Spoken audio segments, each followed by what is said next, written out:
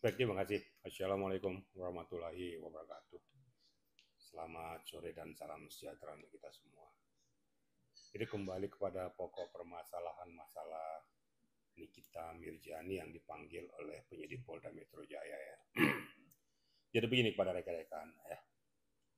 Seperti keterangan saya terdahulu, pada saat tanggal 26 dia tidak bisa melaksanakan pemanggilan itu karena memang sudah ada schedule-nya dan itu sudah disampaikan oleh pengacaranya. Nah, ternyata dari pihak penyidik setelah mengevaluasi itu memberikan kesempatan itu. Sampailah pada tanggal 3 kemarin kalau nggak salah ya. Mungkin permintaan daripada si Fahmi sebagai kuasa hukumnya dan Nikita, mohon kami berkenan supaya besok kami siap untuk datang. Tentu permintaan itu dilambari dengan permintaan secara tertulis kepada pihak Polda Metro Jaya.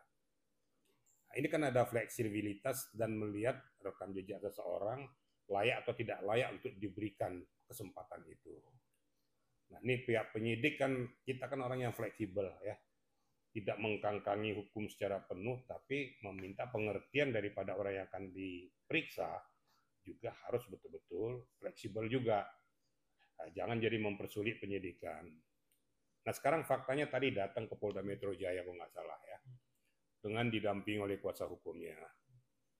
Jadi menurut hemat saya itu ya sah-sah saja ya.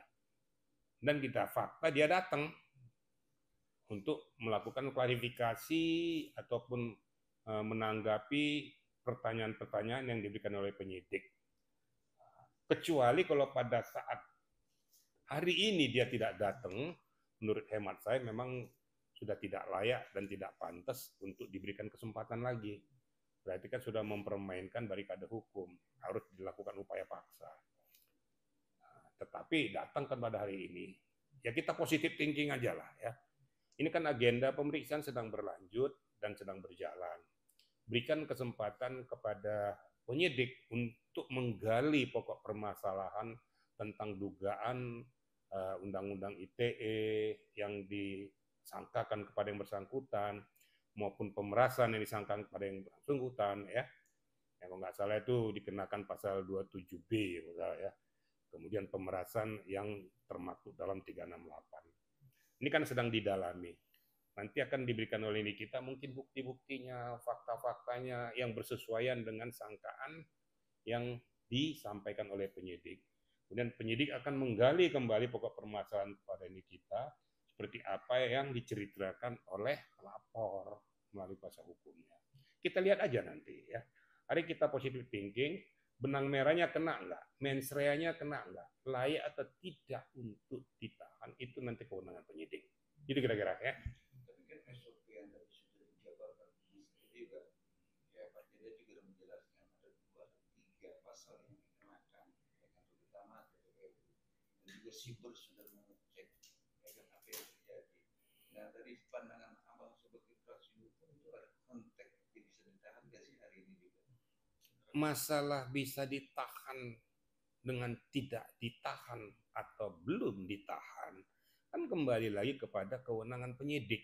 Tetapi dengan penerapan pasal-pasal itu sudah bisa untuk dilakukan penahanan. Terus ya, tolong dicermati nih bahasa saya ya. Dengan pasal-pasal yang diterapkan itu sudah bisa dilakukan penahanan.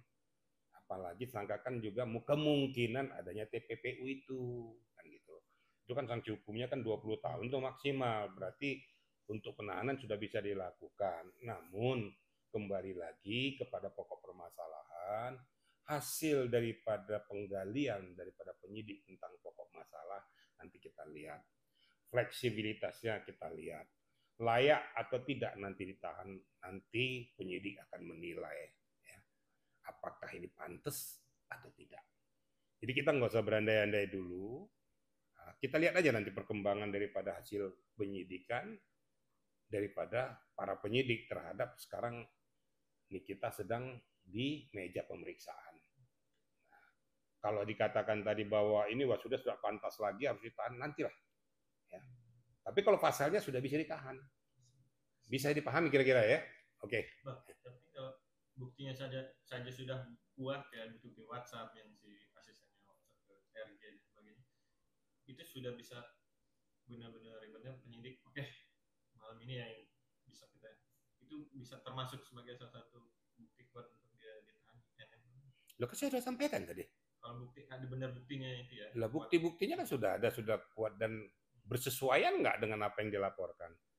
Tapi menurut hemat saya dengan apa yang sudah dikantongi oleh penyidik, ada persesuaian itu karena ada bukti TF-nya, ada bukti CAT-nya, ada bukti TikTok-nya.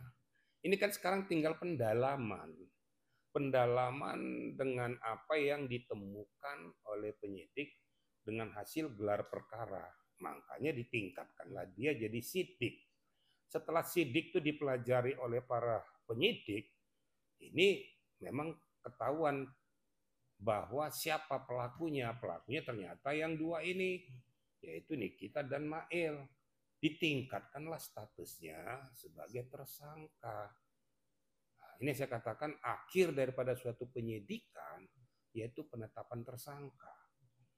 Nah, bukti-bukti sudah ada. Bukti kelayakan bahwa ditahan ada. Tapi kembali lagi kita lihat nanti dalam arena penyidikan daripada penyidik. Kalau seandainya nanti menurut penyidik daripada nanti barang bukti yang ada nanti dihilangkan, atau mungkin kekhawatiran daripada yang bersangkutan melarikan diri, atau kemungkinan bahwa yang bersangkutan akan mengulangi perbuatannya, rasa kekhawatiran ini bisa saja dilakukan oleh penyidik sehingga penahanan dikeluarkan. Tapi itu kan tidak harus dilakukan. Itulah yang dikatakan tadi kewenangan subjektif daripada penyidik. Kira-kira gitu ya. Bang, ini kan perkara kita anggap di kita ini bisa dikatakan tumbal aja bang, karena kan perkara ini kan masuk substansinya ke manajernya bang, yang berkomentar bahwa ya kalau mau diam, kalau mau dikomentar, ya paham lah, harus duduk mengambil. Akhirnya kan masuk ke manajer. Secara substansi, analisa apa gimana dari sisi itu? Manajer siapa? Nanti yang terjadi. Manajernya siapa? Si Mail. Mungkin bukan manajernya itu ya, itu mungkin partnernya ya. Saya sih manajer. Asisten manajer. Iya, asisten manajer kan itu kan partnernya. Kalau asisten manajer bukan manajer. Itu loh, saya luruskan dulu. Kalau boleh saya katakan Mail ini sebenarnya bukan manajer, sebenarnya ya, kalau kasarnya nih ya, suruhannya. Itu loh kira-kira. Karena kan berpulang nanti kan di ujung tombaknya aktornya kan MN. Jadi saya luruskan dulu. Jadi pengertian asisten manajer dengan manajer itu berbeda. Nah, makanya ada asisten rumah tangga kan keren kan? Asisten rumah tangga atau pembantu kan gitu kan?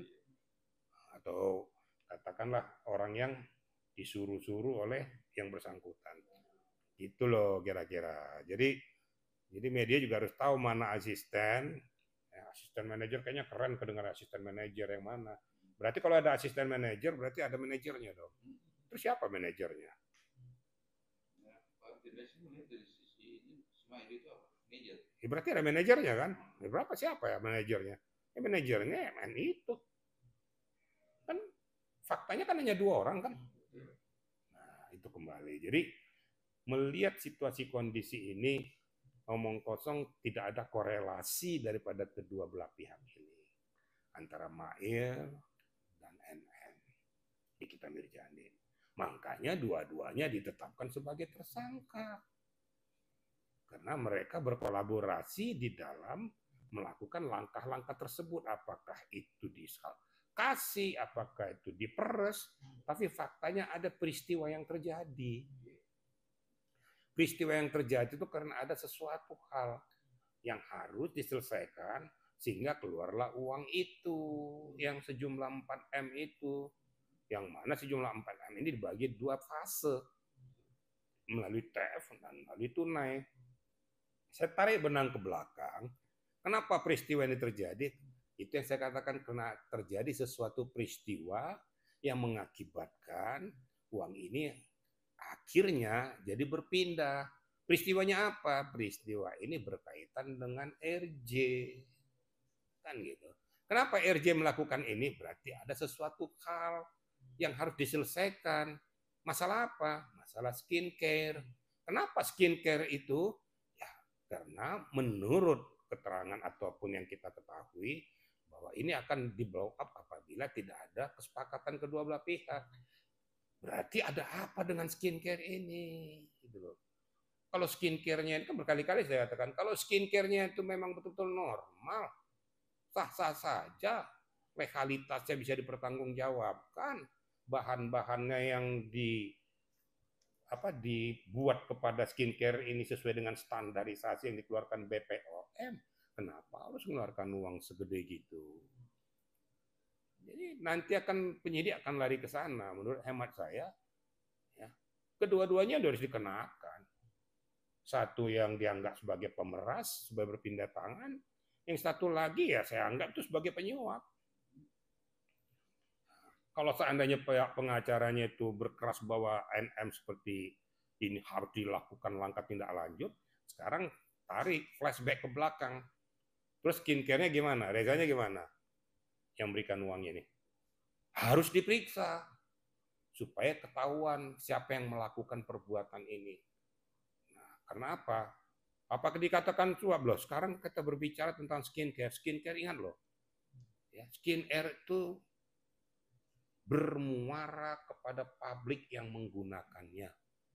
Berarti masyarakat banyak jadi korban kalau seandainya tidak sesuai dengan etika prosedur, seandainya tidak sesuai dengan peruntukannya, seandainya zat-zat tersebut di dalam itu sudah bertentangan dengan HMS yang mengakibatkan rusaknya struktur daripada jaringan tubuh manusia, layak untuk diperiksa.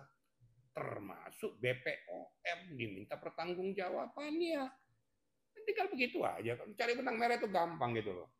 Jadi jangan hanya Nikita aja yang dikenakan, ini juga harus diperiksa. Sama-sama diperiksa.